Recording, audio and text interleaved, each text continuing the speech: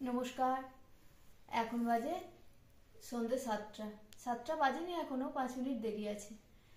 তো আমরা আজকে বর্ধমান থেকে বাড়ি ফিরলাম। আর বর্ধমানে ট্রেন ধরেছি, আমরা ভাত খেয়ে 1:30টার ট্রেনটা ধরেছি। দিয়ে রামপুরহাটে নামলাম, রামপুরহাটে ট্রেনটা পাল্টে বাড়ি এলাম তখন কটা বাজবে, ওই 5:30 পৌনে 6টা বাজবে। তো এবার স্নান করলাম, গিজারে জল গরম করতে বাবা দিয়েই রেখেছিল, ট্রেন থেকেই বলেছিল রিজু যে গিজারে জলটা গরম করে রেখো দাদু। গিজারের সুইচটা দিয়েই রেখেছিল।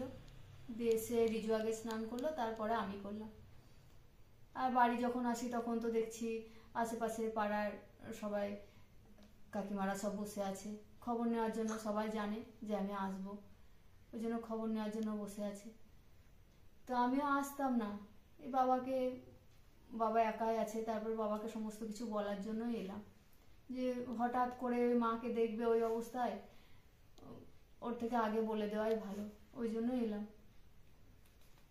আর মায়ের অবস্থা এখন একেবারেই ভালো নেই, ডাক্তারে একরকম জবাবই দিয়ে দিয়েছে। তো ও বললো যে তুমি চলে যাও, দরকার হলে তখন আবার আসবে, ওই জন্য চলে এলাম। তো মাকে আনবে, আবার কালকে স্ক্যান হবে, স্ক্যানের রিপোর্ট ডাক্তার দেখবে, ওই রিপোর্টটা দেখে তারপরে ডিসিশন নেবে। আইসিইউ থেকে বের করে দিয়েছে, আজকেই বের করলো আইসিইউ থেকে। দেখলাম, কথা বললাম, কিন্তু কোনো এখনো উত্তর দিচ্ছে না। কালকে তাও তাকিয়েছিল, আমরা কথা বললে তাও একটা উত্তর দেওয়ার চেষ্টা করছিল। আজকে তো কোনো নিস্তেজ হয়ে পড়ে আছে, কিছুই বলছে না। তো ওই দেখেই এসেছি। এখনো ফোন করিনি, এখন দেখি সন্ধেবেলায় আবার ডাক্তার দেখবে, কি বলে শুনি, এখনো ফোন করে জানায়নি। আর এখনই স্নান করলাম সন্ধেবেলা, স্নান করে ঠান্ডাও লেগেছে প্রচণ্ড।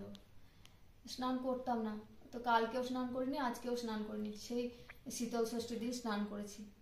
আজকে তো আসবো করে, আর সকালে তো নার্সিংহোম চলে গেছিলাম, ওখানেই বসেছিলাম, ওখান থেকেই খেয়েছি, খেয়ে একেবারে বেরিয়ে চলে এসেছি। স্নান করা হয়নি। তারপরে কয়েকদিন থেকে নার্সিংহোমে আছি, গাটাও কেমন যেন করছিল, ওই জন্য জল গরম করে একেবারে স্নান করে নিলাম। এই যতক্ষণ চুলগুলো না শুকাবে ততক্ষণ এখন ঠান্ডা লাগবে। রিজুও স্নান করলো, আমিও করলাম। তো দেখি এখন মা কেমন থাকে, সবই ভগবানের কৃপা। ভগবান যদি দয়া করে মাকে আমরা ফিরে পাবো, তাছাড়া পাবো না, ডাক্তারে যতটুকু বললেন।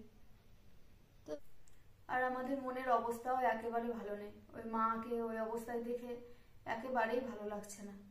মানে পুরো ট্রেনটায় ওই চিন্তা করতে করতেই আসছি। ওখানে ছিলাম, ভালো ছিলাম, কিন্তু এখানে এসে আবার আরো মন খারাপ করছে। গোটা রাস্তা আছে ওই ওই দৃশ্যটাই মনে পড়ছে। এই নাক দিয়ে এইদিকে পাইপ গিয়েছে, অক্সিজেন চলছে, স্লাইন চলছে, আর সেই নিস্তেজ হয়ে পড়ে আছে, একেবারে ভালো লাগছে না কিছু। দেখি রাত্রে তো কাকু কাকিমাকে আসতে বলেছি, কাকু কাকিমারা আসুক, তারপরে বাবাকে সব কিছু বলবো। আমি এসে একটু বলেছি, তবে সমস্ত কিছু বলার সাহস পাইনি। কাকু কাকিমা আসুক, তারপরে বলবো। আর রাত্রে আজ আর কিছু রান্না করবো না, আর কিছু রান্না করতে ভালোও লাগছে না।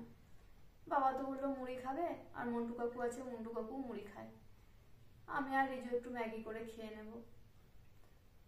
ঠিক আছে তাহলে বন্ধুরা, ভিডিওটা আমি এখানেই শেষ করছি। আপনাদের সঙ্গে দেখা করছি অন্য ভিডিওতে।